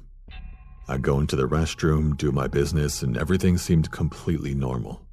This restroom is a unisex restroom, so the entire staff uses it. As I process to head to the sink to wash my hands and kind of stare at my face in the mirror to see if I look tired enough yet, I hear a slow sliding sound coming from one of the ceiling tiles above. It moves open, exposing the roofing, and just sits there. Now, I'm not the bravest person in the world, but since my curiosity hasn't killed me yet, I decided to hide behind the wall that divided the main sink from the stalls and just wait quietly to see what was going on up there. In the midst of this silence, a man's legs began creeping out from the roof opening. This is when I knew I had to officially run. I was practically shitting bricks at this point. He drops into the restroom as I'm flinging the door open and screaming bloody murder into the hallway of sleeping patients. He grabs the back of my scrubs and we both fall to the floor. My coworkers, who most definitely got startled as hell, ran to my rescue. They separated us, thank God. However, I had a faint scratch on my right cheek. He had a pair of wound care scissors in his hand. Security was called as my male coworkers detained him. I was in a state of hysteria and was ready to go home in the middle of the shift. It turned out the young man was a newly admitted psych patient who was trying to escape from the upper hospital floors.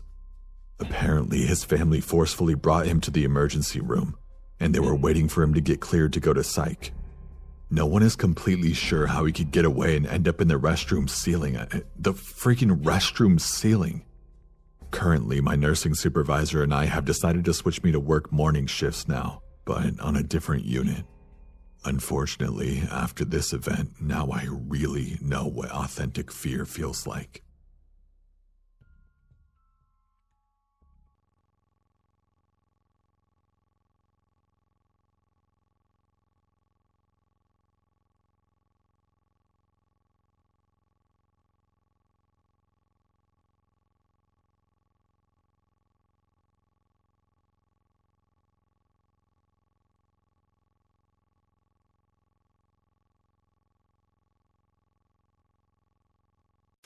I recently started school again, and as a part of my daily routine, I am required to travel to Toronto Monday through Friday via the train and subway lines.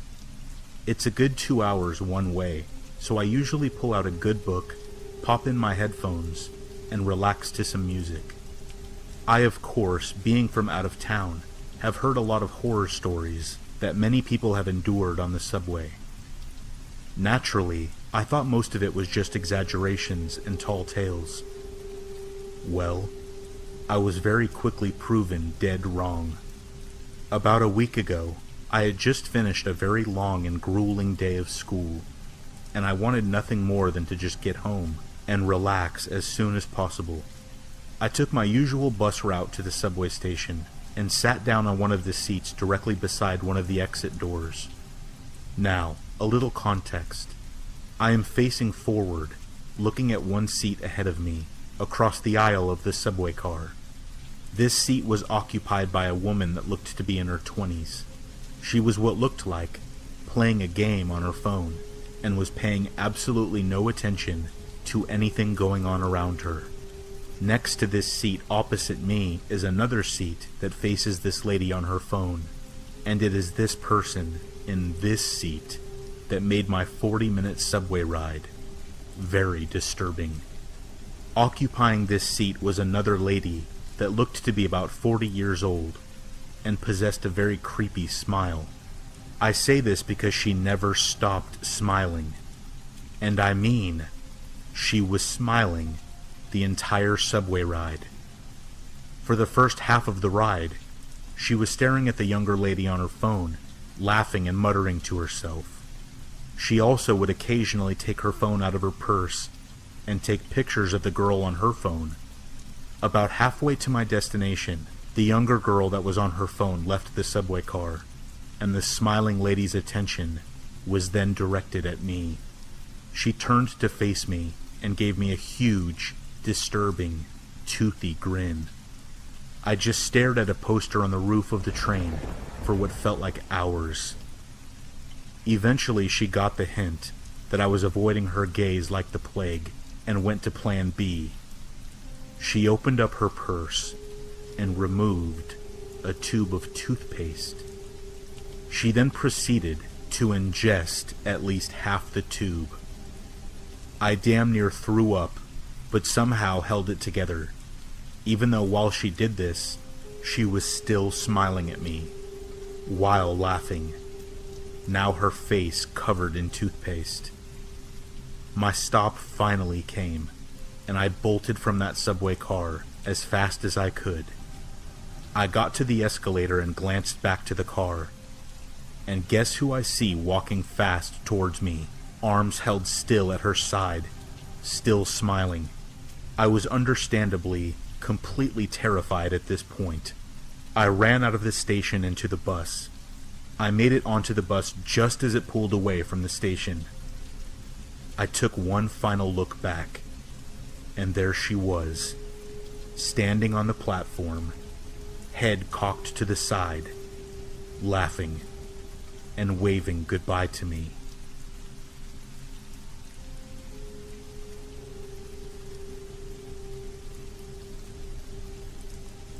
For context, I am a 14-year-old, and 2 days ago, something very creepy and unnerving happened to me. I am on the cross-country team at my school, and our coach wants us to stay in shape during quarantine, so I was going on a run. I tend to run early in the morning, around 5:30 or 6, because the weather is cooler and less people are out and about. It's also nice to get your run over with so that the rest of the day is free. For you to understand exactly what happened, I need to explain the route that I run, so bear with me. I live in a nicer neighborhood in the U.S. My neighborhood is also near a major road. When I go on my run, I leave my neighborhood, travel down the main road, and enter a different neighborhood that is close to my own. This neighborhood has a low crime rate, is on the richer side, and goes along a big reservoir. It has lots of hills, and some of the bigger houses near the entrance of the neighborhood are backed up against some woods. I run through it because I like to look at the big houses, and sometimes some of the wildlife, such as deer, which sometimes makes its way out of the woods. When I run through it early in the morning, I get to enjoy the lack of people and the bird song. You need to understand that I run this route every morning, and no strange occurrences have happened with me being there. Now that you understand this setup, I'll tell you what happened. Like I said, this was 2 days ago. I left my house and neighborhood per usual, and ran along the major road to the entrance of the neighborhood that I usually run in. Almost as soon as I come across the first house on the street, one of the ones that is backed up against some woods, I hear a rustling in the bushes. I think, oh cool, it's probably one of the deer, and slow down to try to spot it. But it never came out of the bushes. So I pick up my pace and continue along. Not long after that, maybe 2 minutes later, I hear someone on a bike behind me. This isn't unusual, so I don't think much about it, until the guy on the bike says, beep beep. So I'm thinking, okay, maybe he doesn't have a bell or something, so I move over to the right to let the guy pass me on my left. But he doesn't. He stays right behind me. I'm not a slow runner, but someone on a bike would definitely be faster than me. If you have ever tried to go really slow on a bike, you will understand how hard it is to keep your balance. So I'm thinking, okay, this is really weird. I have a feeling that this guy is bad news, and I need to shake him. So I slow to a stop and get over to the side of the road to tie my shoe, which doesn't really need to be tied, and to see if he'll pass me. He doesn't. He just stopped. When it becomes clear that he isn't going anywhere, I get back on the sidewalk and keep running. Bad choice, I know, but I was panicking. Of course, the man on the bike follows, but even though my attempt to shake him didn't work, I did get a good look at him. He was tall and thin, with glasses, and he wore a Nirvana t-shirt. He definitely looked like a serial killer. As an avid reader of horror novels and an obsessive listener of scary podcasts, I was already thinking of the absolute worst possible outcome. I was going to be murdered when I had been out of my house for less than 10 minutes. Worse, I was over 2 miles from my house, so I was going to have to continue running. Now, I know that what I should have done was go to the closest house and let the family that lived in it know what was going on, but I wasn't thinking clearly. So I kept running, and the man on the bike kept following me at a meticulously slow pace. I was tired, sweaty, and near tears. I wanted to go home. Home was the only thing on my mind. I started looking around for ways to lose him or hide. Just up ahead of me was a sharp turn. My hope was that I could get around the turn faster than him, and then hide. Not a very well-developed plan, but better than being killed by a random person. I sprinted around the corner as fast as I could, right into a young woman who was out walking her 2 dogs. Big dogs. German shepherds, actually. I started to apologize profusely, trying to look calm. Apparently, I did not look calm at all, because she asked me what was wrong. The man was still behind me, practically breathing down my neck. I stared at the woman, pleading with my eyes, and said, "How is your walk going, Mom?" I prayed that she would understand, that she would play along. And fortunately for me, she did. She smiled at me and said, Where were you? Me and your father were looking all over for you. We both then turned to look at the man on the bike, who looked extremely shocked. He turned around and quickly pedaled away, almost running into an oncoming car. As soon as he was gone, I broke down crying, telling the woman everything. She was very sympathetic and kind, and she ended up calling my parents to come pick me up. I was still sobbing when they arrived, and I had to catch my breath before telling them what happened. Looking back, I am almost positive that if I hadn't run into that woman, that something awful would have happened. I'm not sure if the rustling in the bushes at the entrance of the neighborhood was that man, or not, but I am completely content with never knowing. I have not been back to that neighborhood since, and I'm not sure if I ever will. So back around 2013, my father had some property in upstate New York by Scroon Lake. It was a heavily forested area, and a part of the Scroon River ran between it. My dad had discovered a rocky beach by the river, and he decided one night to set up camp there. From what he's told me, it was a quiet night, where all you could hear were the crickets and the frogs from the nearby swamp. He was reading a book when he heard an unfamiliar noise. It was footsteps in the leaves. Naturally, he assumed that it was a white-tailed deer. They were pretty common in that area. He didn't think much of it, and he thought it was a cool experience to have one come so close to his campsite. But the footsteps kept getting closer. He was starting to get suspicious as to what exactly was walking near his campsite. The footsteps were now circling his tent, all the way from the shore to the tree line. All of a sudden, the footsteps started running towards my dad's tent. They crashed into the side of the tent at full force. My dad kicked and punched the person until they got up and ran back into the forest. He then packed up his gear and left shortly after. The next day, he found out that an ex-convict had been shot dead there by the cops just months prior. Apparently, the convict had been speeding, and he was caught by the highway patrol. He tried to hide in the hidden driveway that leads into the property. He ran and resisted until he tried to pull one of the troopers' guns from their belt and was shot dead. So that was the time that my dad was attacked by the ghost of an ex-convict. Pretty crazy story. I'll leave a link to a news article below. 8 years ago, when I was about 10, my family relocated to a small single-story house with the intention of renovating and flipping it. It was a heavily industrial-type area, and it wasn't originally designed to be a house. It was more of an office building. My parents converted the largest office into the master bedroom because it had a bathroom attached to it. My siblings shared another room on the outer perimeter of the house, and I got stuck with a smaller room towards the center, so there was no windows. When I first walked into the small isolated chamber I would be sleeping in, I immediately got the sense like I wasn't allowed in there. It was like I was breaking some kind of unspoken rule, and I couldn't shake it. I tried to distract myself by setting up my furniture and toys, trying my best to personalize the room and make it feel more welcoming.